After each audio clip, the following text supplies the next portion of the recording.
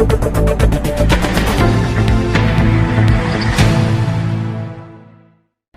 मैं हूं आपके साथ अनुष्का राय और आप देख रहे हैं तक्षित न्यूज।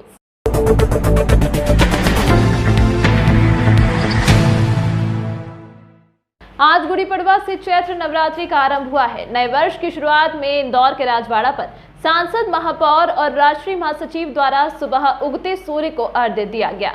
राजवाड़ा पर आने वाले राहगीरों को गुड़दनिया भी खिलाया गया। इस अवसर पर सांसद शंकर लालवानी, महापौर पुष्यमित्र भार्गव, कैलाश विजयवर्गीय, नगर अध्यक्ष भाजपा गौरव रणदीवे, विधायक गण, पार्षद एवं इंदौर के गणमान्य नागरिक उपस्थित रहे। इसी तरह शहर के अन्य हिस्सों में भी इसी तरह आयोजन हुए। शहर को भगवा झंडों से सजाया गया। महाराष्ट्रीयन परिवारों में सुबह से ही गुड़ी बांधी गई।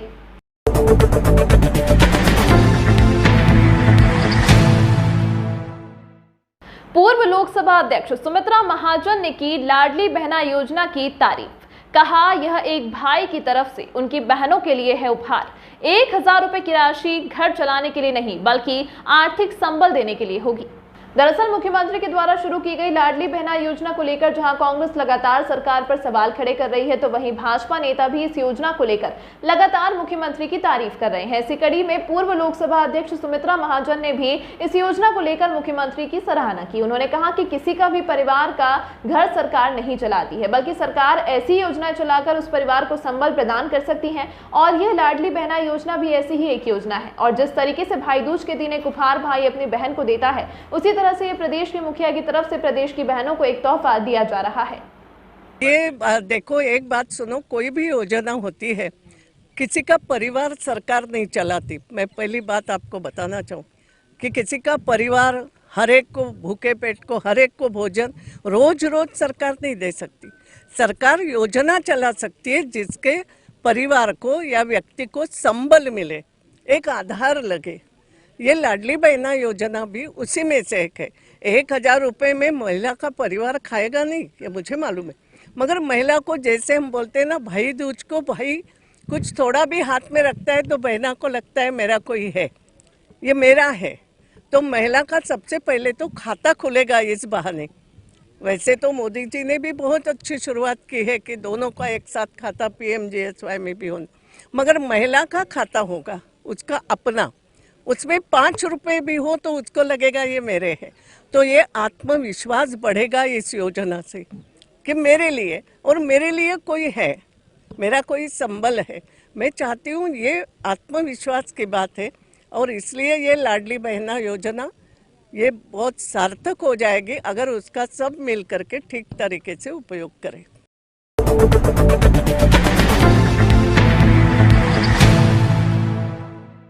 भारत माता की जय घोष के साथ चंद्रशेखर आजाद चौराहे के नामकरण का लोकार्पण। इस दौरान जल संरक्षण के लिए सैकड़ों लोगों ने ली शपथ। महापौर और सांसद ने किया लोकार्पण। दरअसल वार्ड क्रमांक 1 के चंदन नगर चौराहे का नाम शहीद चंद्रशेखर आजाद के नाम पर किए जाने को लेकर पिछले दिनों MIC में एक प्रस्ताव सर्वसहमति से पारित हुआ था, जिसके बाद से चौराहे के नाम को बदलने की कवायद शुरू हो गई थी। वहीं आज महापौर और सांसद के द्वारा इस चौराहे के नए नाम का लोकार्पण किया गया। वहीं नामकरण के लिए आयोजित समारोह में अतिथियों ने सर्वप्रथम शहीद चंद्रशेखर प्रतिमा पर माल्यार्पण किया। तत्पश्चात चौराहे के नामकरण का लोकार्पण भी किया गया। इस दौरान समाज सेवियों और सफाई कर्मियों का सम्मान किया गया। जल संरक्षण के लिए उपस्थित जनों को संकल्प भी दिलाया गया। शहीद चंद्रशेखर आज़ाद जी की जन्मस्थली पे जाता हो, जहां इंदौर में भव्य चंद्रशेखर आज़ाद जी की प्रतिमा लगी हुई हो, जो स्वतंत्रता संग्राम की मान बिंदु हो, उस चौराहे का नामकरण युवाओं को नई प्रेरणा देगा। और इसके लिए प्रयास करने वाले शहर के सभी नागरिक, विशेषकर माननीय सुदर्शन जी, यहाँ के पार्षद महेश जी, उनका मैं अभिनंदन करता हूँ, धन्यवाद करता हूँ। और हमको और सांसद जी को ये काम करने का अवसर मिला, ये हमारे लिए सौभाग्य की बात। उन्होंने इस प्रतिमा को लगाने के लिए भी ज्ञापन दिया था और उनका भी आग्रह था कि इस चौराहे का नाम चंद्रशेखर आज़ाद चौराहा हो। तो पिताजी के कहे हुए काम को करने की अलग सुखद अनुभूति है, उसका भी मैं अनुभव कर रहा हूँ।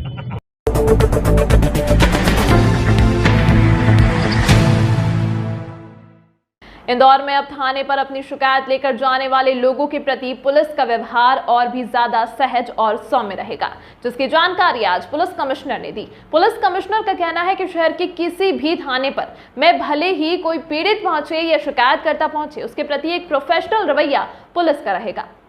दरअसल आमतौर पर देखने में आता है कि अपनी शिकायत लेकर थाने पर जाने वाले लोगों के प्रति पुलिस का रवैया अमूमन इतना सहज नहीं होता, जिसके कारण कई लोग अपनी शिकायत को लेकर पुलिस के पास जाने में हिचकिचाते हैं। वहीं अब इसी हिचकिचाहट को दूर करने और पुलिस के प्रति लोगों में विश्वास बढ़ाने को लेकर पुलिस के द्वारा अपनी कार्य प्रणाली में परिवर्तन किया जाएगा। इंदौर पुलिस कमिश्नर का कहना है कि थाने पर पुलिस का व्यवहार अब और भी ज्यादा सहज और सौम्य होगा और एक प्रोफेशनल तरीके से पुलिस लोगों की सुनवाई करेगी। फिर चाहे वो शिकायतकर्ता हो, पीड़ित हो या फिर बाल अपराधी, सभी के साथ प्रोफेशनली काम किया जाएगा। ये एक हमारा प्रयास रहेगा कि एक जो भी विजिटर्स आते हैं उनसे हम मतलब पुलिस का जो व्यवहार है वो बहुत ही प्रोफेशनल हो, व्यावसायिक रूप से बहुत ही सटीक रहे। चाहे अगर किसी भी मारपीट का विक्टिम आता है या कोई छेड़खानी बलात्कार का विक्टिम आता है या बाल अपराधी थाने में पकड़ा जाता है, तो एक प्रोफेशनल रिस्पांस पुलिस का रहना चाहिए। ये प्राथमिकता में निश्चित ही रहेगा।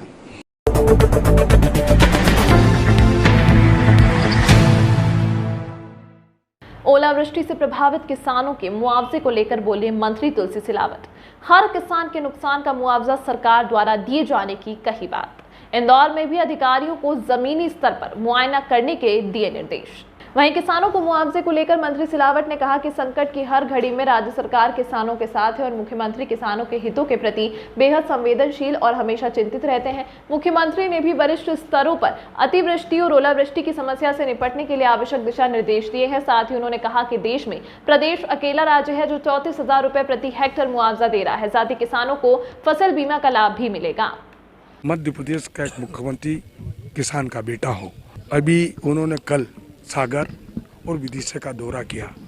अन्नदाताओं के साथ मध्य प्रदेश की पूरी सरकार इस संकट की घड़ी में खड़ी है और देश में पहला मध्य प्रदेश प्रांत है कि अन्नदाताओं की अतिवृष्टि में जो नुकसान हो रहा है 34,000 रुपये प्रति हेक्टर हम देने का प्रयास कर रहे हैं और साथ में प्रधानमंत्री फसल बीमा का लाभ भी मिलेगा। इस संकट के पूरे किसानों के साथ भारतीय जनता पार्टी की सरकार मुख्यमंत्री शिवराज जी के नेतृत्व में खड़ी है।